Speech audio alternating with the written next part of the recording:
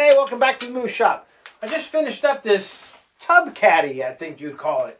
And what you do is you lay it across your tub, and you have a spot for candles, some tea or some coffee, a little slot here for your wine glass, and then you can put your iPhone or your tablet here to if you want to read. I also included some, since you're going to be reaching over with your wet hands here, a little drainage. It's made out of walnut, and I used this Total Boat Halcyon finish, and this stuff is amazing. You put it on, and it looks like it's going to have all these brush marks, and within a couple minutes, it smooths out to just a smooth finish.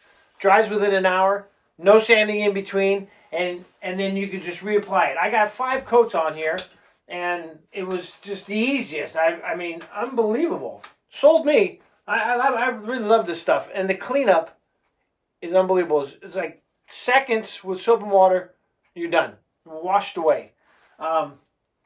Yeah, crazy good stuff. Thank you, Total Boat. So this was a fun build. So stick around if you want to check it out. Check it out.